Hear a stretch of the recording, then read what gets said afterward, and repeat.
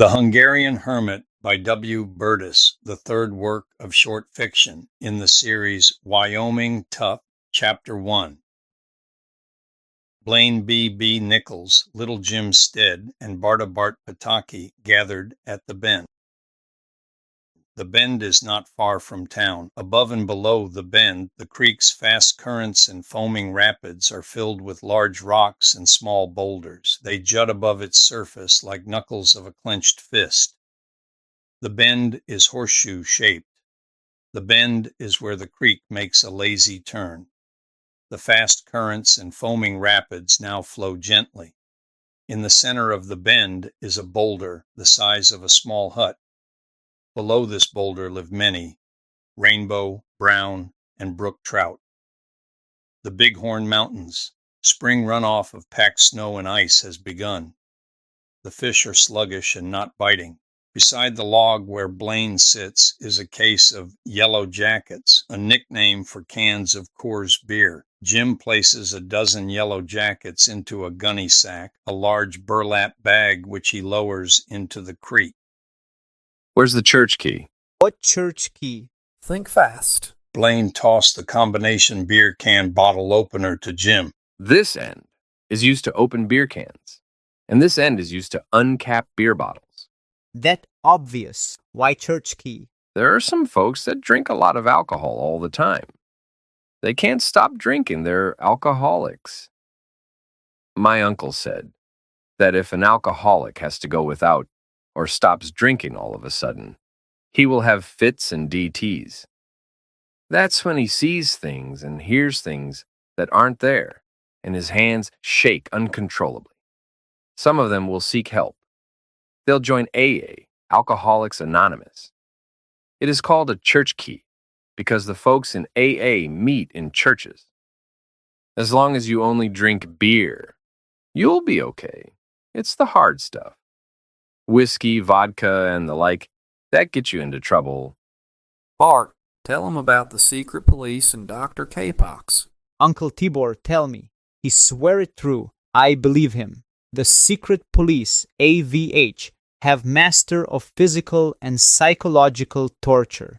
Hear what he does. He make guards strip the prisoner. It way to strip prisoner of dignity. Then guard tie him in way that he stand and cannot bend. That when Dr. K-Pox enter, he carries satchel filled with tools.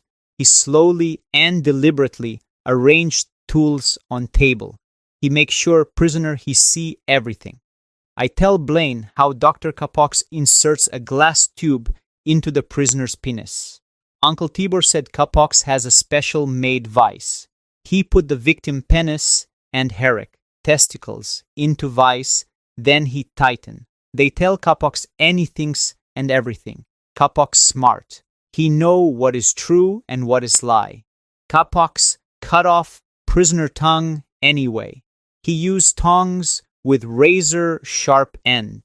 He make them white hot. White hot so there no blood when he cut off tongue. How does your uncle know about the torture stuff? I mean, K-Pox made it, so his victims can't talk. Friends and family of freed prisoner tell, most from Budapest, that where fiercest battles happen. It where revolution began. The AVH police throw tear gas grenades and fire shots into gathered protesters. They kill many. They, politikai foglyok, political prisoners, among first liberated when revolution start. Uncle, he hear too from Felkelők, rebels, that capture AVH prison guards. All say same thing about K-Poch. They tell how horrible when K-Poch's victim try urinate. The lucky ones pass out. Those that witness horrors of K-Poch live with nightmare forever. They can never move the scream of prison torture from their head. They tell how some prisoners hold urine until bladder burst. They soon smell bad. Time pass. Odor it get worse. Prisoner have high fever and shaking chill. If he lose fever, get better. Everyone know he soon die. Uncle Tibor say many no longer have sign of painful agony. He be at peace. His eyes see beyond prison. Many gently close eyes. October 27, 1956, it was announced a new government had been formed. The newly formed government disbanded the AVH. Fighting continued throughout Hungary. At first, Soviets promised to negotiate and listen to the demands of the protesters. They lied.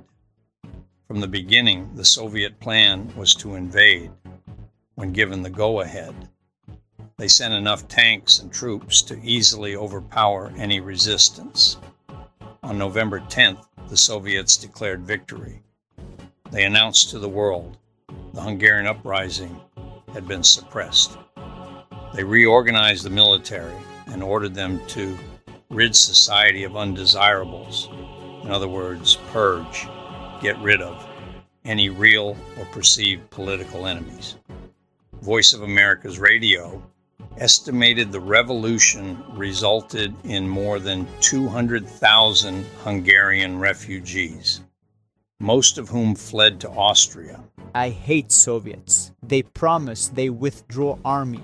Kibazot. Fucking liars. They increase numbers and locations of soldiers. Jim pointed his beard toward Bart. To life, liberty, and most important, the pursuit of happiness. Where's Blaine? In the woods. He say he have pee so much, back teeth sing anchors away. The two-beer two-step. Happens after chugging a couple of beers. Had trouble going. Couldn't get Dr. K-Pox out of my mind. Did the whiskey bottle help? Found it in the woods.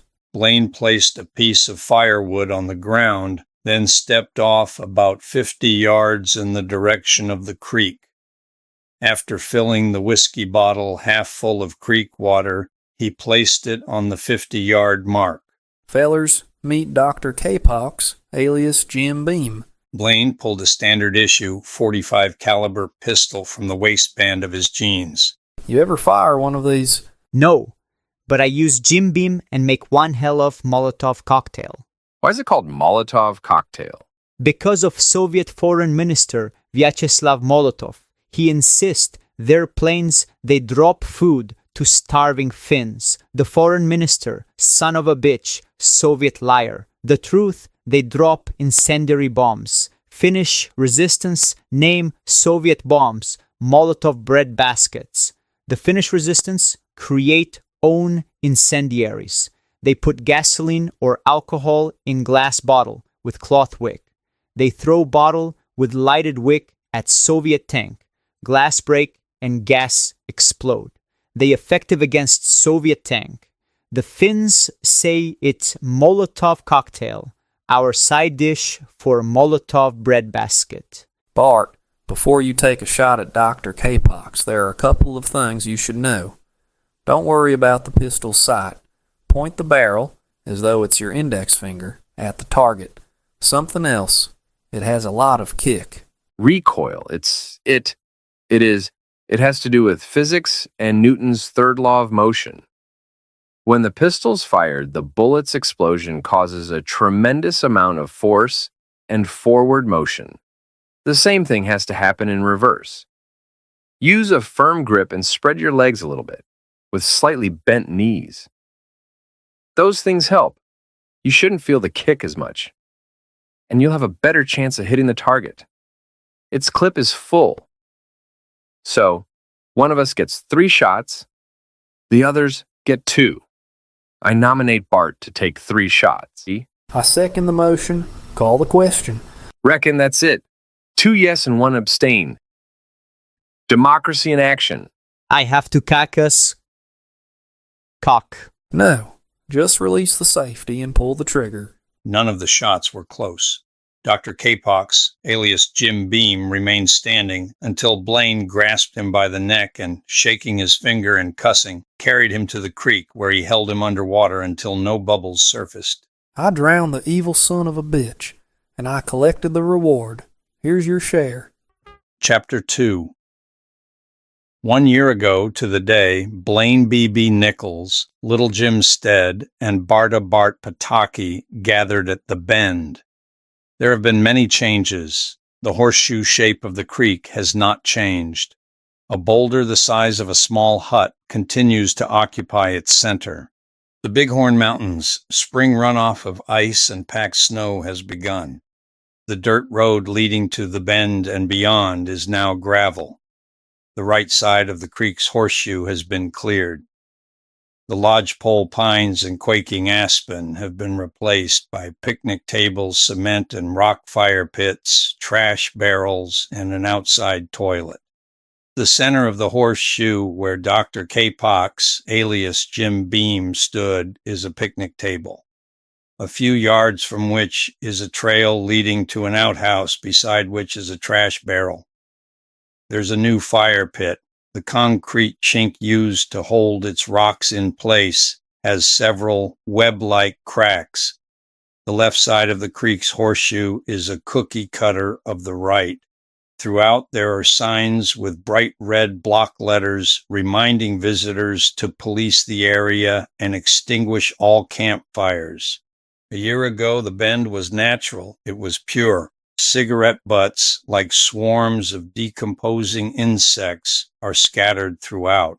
Most are around the picnic table, on top of which, next to a half case of Coors Yellow Jackets, is a mason jar lid full of lipstick-stained cigarette butts. A slight breeze pushes ribbons of grayish-white smoke at Jim. He waves the smoke away. It's true. Smoke finds beauty, or is it? Smoke follows beauty. Men and boys aren't beautiful, right, Bart? Women and girls are beautiful and pretty. Men and boys are good-looking and handsome. Both can be vonzo, attractive. I hear Aunt Ida and Uncle Tibor say, "What an attractive couple." Have you ever heard your mom or sister say, "He's so pretty"? Or a feller say, "Whoa, she's really handsome"? Enough bullshit. Question. Why are the hottest girls attracted to jocks? And why don't they want to have anything to do with short guys? Blaine elbowed Bart. The short answer, it's their way of looking down on guys. Blaine again elbowed Bart. Short guys never get used to being overlooked. For the hot chick, it is a strategy. She tells her girlfriends how short guys are lonely and insecure. Being around them makes her so sad. She promises to go out with them for the sake of girls throughout the world, proclaiming it an act of charitable martyrdom. Yes, yes, resound a chorus of melodic, high-pitched voices. You're so wonderful.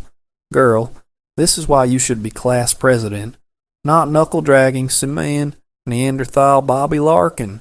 Your magnanimous act of unequaled charity will propel you into sainthood. Let's hug. Let's puke.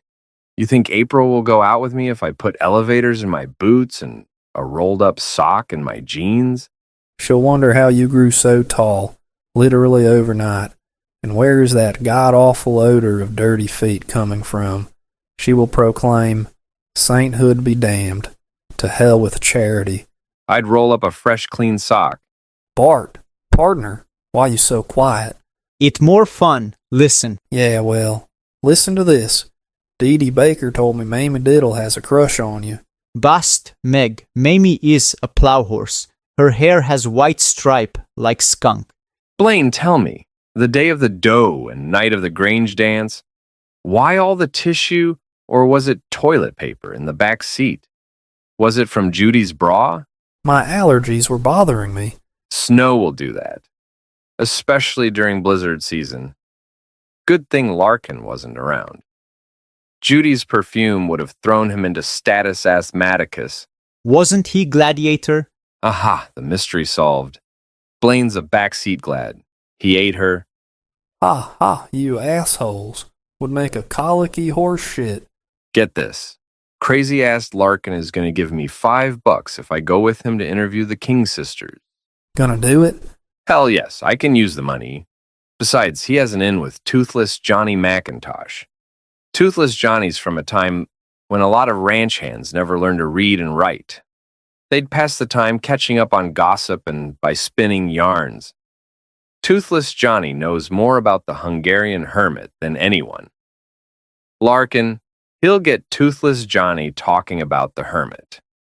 Bart and I will discreetly and unobtrusively take notes. Won't work. Toothless is a bridge squatter. The older they get, the more skittish they are. He'd resent your note-taking. He'd lip-lock. How about you fetch the gunny sack? Here's the plan. Bart and I'll pick you and Larkin up at Buckhorn's. What time? Around 11 o'clock. We'll drop you and Larkin off at the corner of Courthouse Hill, then go up to Thorndyke Castle and make a U-way. On the way back, I'll flash my headlights once if Toothless Johnny's alone. If he's not alone, I'll flash them twice. If he's not there, I won't flash them. When you've finished meeting with Toothless Johnny, we'll get together at Thorndyke Castle.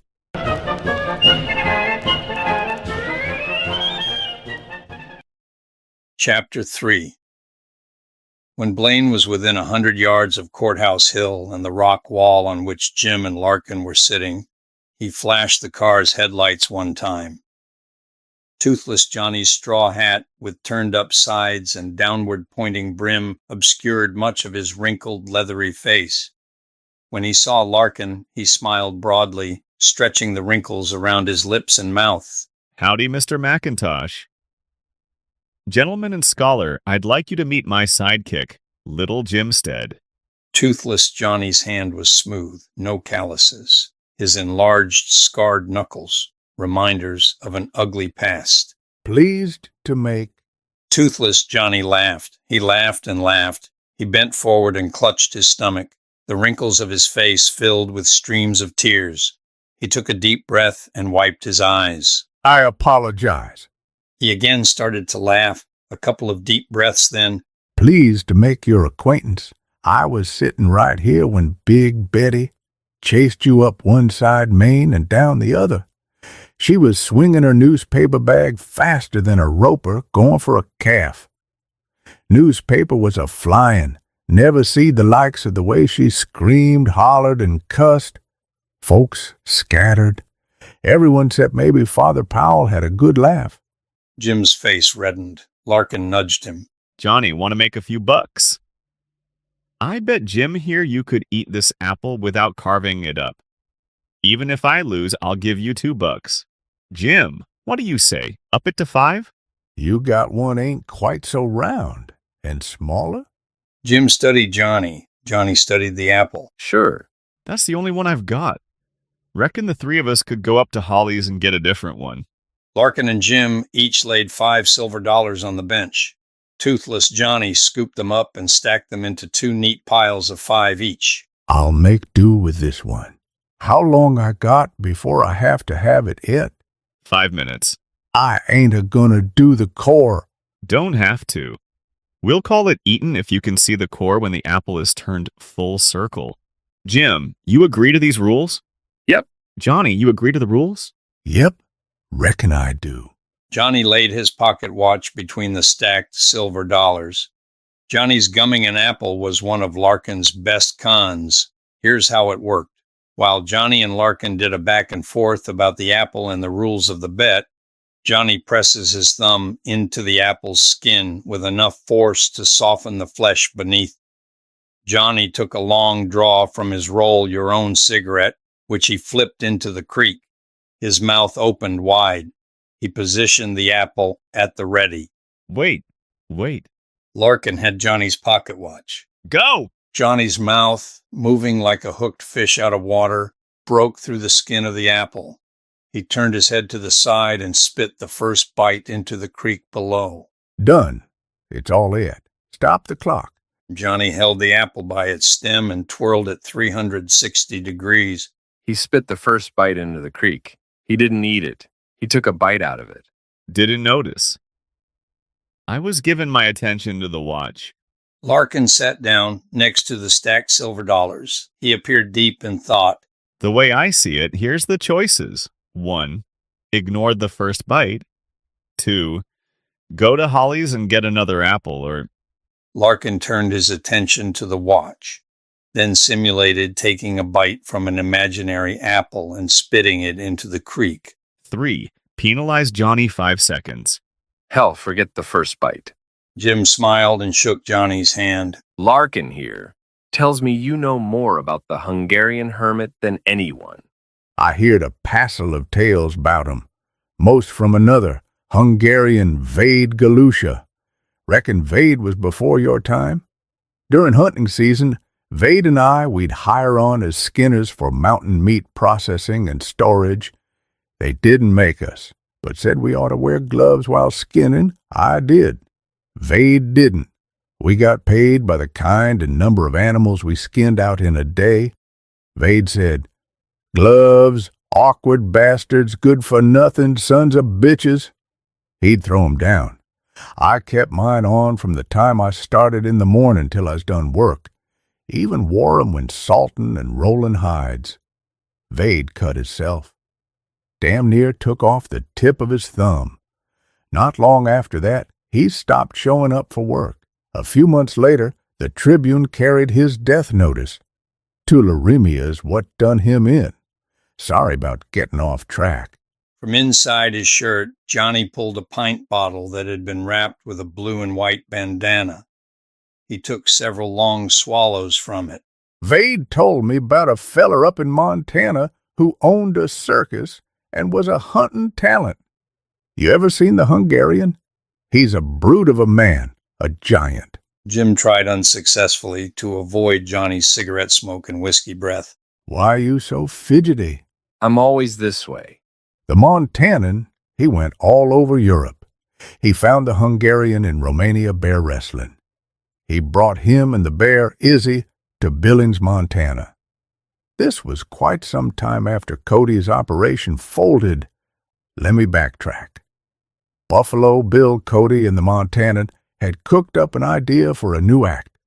They was gonna have a bear chase the King sisters into thick smoke from a wagon train campfire. About this time, a trick shooter on horseback rides up. He shoots the bear. The smoke clears. The bear's laying by the campfire playing dead. The shooter tips his hat and bows his horse, and the King's sisters curtsy. I figure the Montanan had held on to that there idea. Toothless Johnny took a pack of Bull Durham rolling papers from his right shirt pocket. He deftly adjusted the cigarette paper until it was the way he wanted. Next, holding the pouch's yellow string between his gums, he opened the pouch and shook the desired amount of tobacco onto the paper, the top of which he licked, then rolled over to the opposite side. He completed the cigarette by tightly twisting the end he had been holding. Mind you, this is what Vade told me. Every show, just before intermission, there'd be a big ruckus and a woman screaming. She'd enter hollering, "Help, help," while being chased by Izzy to the center of the ring. Izzy appears to catch up to her and takes a swipe. That causes the back of her dress to fly open. The Hungarian, planted ringside in the second row of the spectators, springs forward and wrestles Izzy. The woman being chased, I might add, was Helena, the prettiest of the flyers, trapeze artists. Once she's outside the tent, the Hungarian reaches into his boot and pulls out a big shiny knife and stabs Izzy several times in the chest. Izzy falls and rolls onto his back, showing his bloody chest. On the Hungarian signal, several roustabouts run in and help carry Izzy from the tent. Every now and again, the spectators would chant, "Izzy, Izzy, Izzy." On such occasions, Izzy and the Hungarian re-enter the tent. The Hungarian holds Izzy's paw up the way a referee does the winner of a fight. It was obvious to anyone seeing the show that Izzy loved the Hungarian. Vade, he told me the Hungarian went to the trouble of fixing a piece of leather and fur with a tie that went round the bear's mouth and nose. Couldn't even tell it was there. He'd done it so as the spectators couldn't see Izzy's licking the Hungarian. Izzy's nuzzling the Hungarian was okay. Nuzzling could be made to look like part of the wrestling. Vade said on warm spring days, it wasn't unusual to see Izzy and the Hungarian curled up together under a tree taking a nap. Toothless Johnny slipped the bandana-wrapped whiskey bottle from beneath his shirt. Larkin, how about you watch up the street? Both sides now, mind you. Jim, you watch down the street. Much obliged.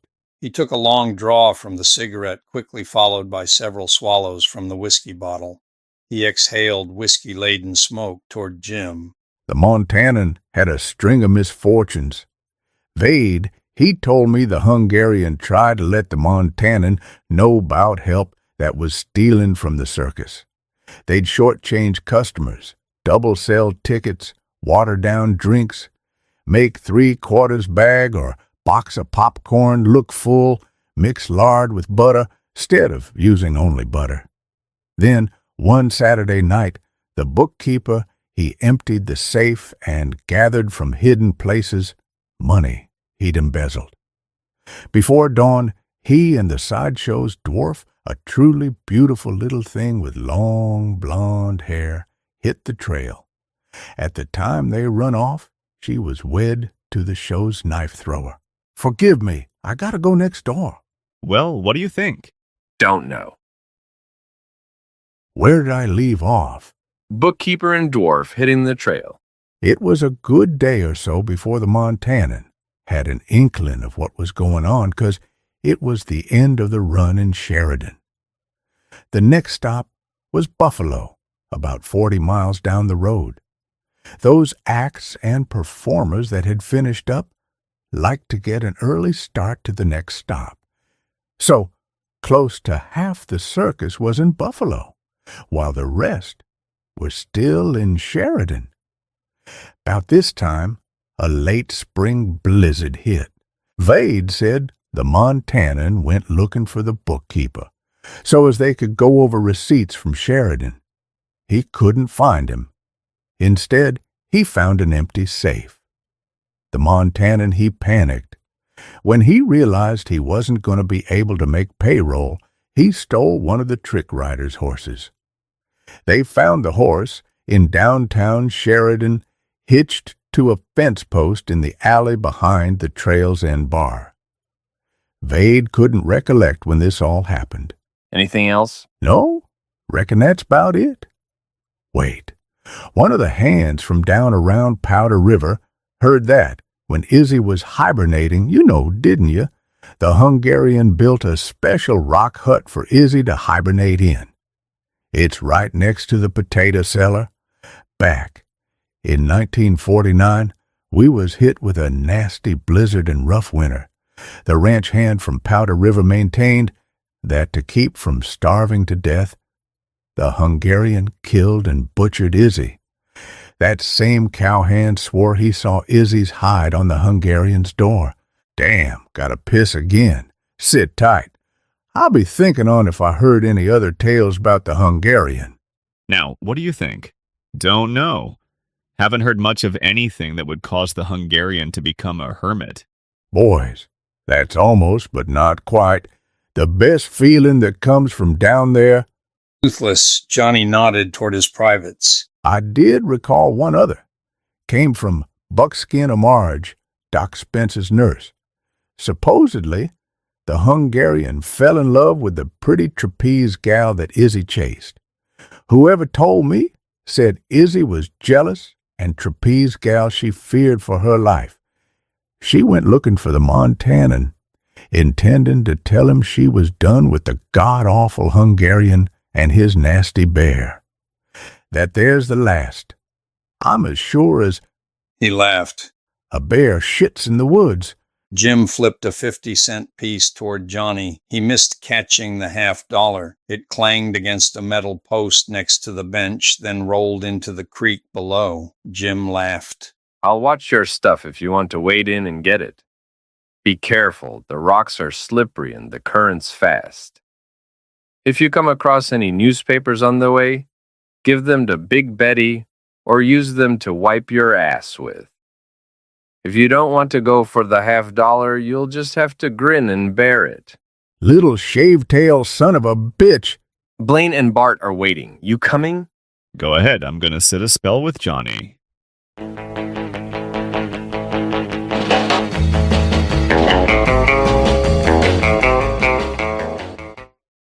Chapter 4. Where's Larkin? On the bridge with Toothless Johnny. I pissed him off. You know how to get to the Hermits? Hell yes. Long as I can remember, we'd go by his spread driving sheep and cattle up into the mountains for open range grazing. That's not the same as taking the highway and knowing where to turn off. Turn right off the highway onto Patch Road. Go 10.5 miles down Patch. Then make another right onto Sheep Mountain Road. The Hungarian Hermit's place is on the left. You'll recognize it. Bart, you won't believe his place. It's all rock except the door and windows. They're pine held together with strips of leather and covered with hide. There's a rock wall around his entire property. There's 2 huts, a big one and smaller one that looks like it's part of the big one. They've pretty much disappeared, but he has a water pumping windmill that pumps water from underground into a large livestock tank. How do you know about the door and windows? I heard it from Josh, the foreman over at the Lazy J. The hermit doesn't get any money for driving livestock across his land. I mean, what the hell would he do with money? Before he passed, Vade made it real clear to everyone. The hermit expected folks to bring enough supplies to last him a year. We'd take half the supplies in the spring when we drive the livestock up into the mountains, the other half in the fall when we drive the livestock down from the mountains. I could use another yellow jacket. How about you, Bart? As we say in Hungary, jól jönne égi hidegször, köszönöm. Is that yes or no? Yes. I've finished working up the questions and things to say to the hermit. You want to hear? Sure. 1. Hello, fellow countrymen, or greetings, fellow Hungarian. 2. Where in Hungary are you from? 3. How long have you lived here? 4. Have you made this your way of life for spiritual reasons? 5. To be closer to God? 6. Are you now graced with the Lord's Holy Spirit? 7. Have you found peace and serenity? 8. When you were with the circus, did you fall in love with Helena? 9. When did Izzy pass away? If you or Blaine can think of any more, I'll add them. I have one. Does bear meat, like rattlesnake and frog legs, taste like chicken? Someone said you barely survived the blizzard of 1949, and you wouldn't have except for Izzy. Screw you. Blaine crossed from the left side of the road to the right. He parked as close as he could to the hermit's rock wall. Here. Jim held out the list of questions and things to say, along with a bag containing 6 Coors Yellow Jackets and a Cheyenne Frontier Days beer opener. Hold them until I on the other side wall. As Bart approached the hermit's hut, Blaine honked the car's horn. 3 short blasts followed by 3 long ones. He repeated the sequence several times. I doubt either the hermit or Bart know Morse code. From their perch on the rock wall, Jim and Blaine heard Bart shout, "Szia honfitarsam," hello, fellow countrymen. Üdvözlet magyar honfitarsam, greetings from a fellow Hungarian. The Hungarian hermit emerged from the hut, using an irrigation ditch shovel as a crutch, its blade padded with cloth and burlap held together with yellow baling twine. The hermit's makeshift crutch was tucked under his left armpit. His unkept, dirty blonde and gray hair seemed to grow into his long gray beard and mustache. The left side of his coveralls was undone, exposing the soiled, long underwear beneath. Cradled under his right arm was a 12-gauge shotgun. Hello, Barta vagyok. Szeretnék meglátogatni önt. Hello, I am Barta. I would like to visit with you. Gyere közelebb, bedugom a lófarkamat a csinos fehér seggebe. Bart dropped the list of questions and things to say, and the bag with 6 Coors Yellow Jackets. The hermit stepped over the shovel, so its shaft was between his legs. As though the shovel's wooden shaft was a penis, he masturbated it. He laughed loudly and beckoned for Bart to come to him. Bart cleared the rock wall with inches to spare. When he was unable to open the glove compartment, he pounded his fist on top the dashboard. Come on, he's got a damn shotgun. Hurry. Jim got into the passenger side back seat. Before he was able to pull the car door to, Blaine had the Chevy fishtailing and throwing dust. They sped away. Stay on this road. We'll end up at the base of Sheep Mountain. If I remember right, there's plenty of places to park. There might be a picnic table and other niceties. What the hell happened? Don't think I've seen you run faster or jump higher than when you were hightailing it from the Hermits. I run faster when I hear Soviet tanks and Grandpa Pataki shout, "Run, little one, run! Run to Uncle Tibor." Come on, tell us, what did the Hermit say to make you take off like that? Did it have something to do with the shovel? Did he threaten to beat you with it or stick it up your ass? Bart closed his eyes. A few minutes later, I erase him like blackboard from head. there was no picnic table. There were 3 or 4 large logs. They listened to a meadowlark sing and watched high above an eagle soar in circles. They drank Coors Yellow Jackets. They savored the cold beauty of the Wyoming sunset. Thank you for listening to The Hungarian Hermit, the third work of short fiction in the series, Wyoming Tough,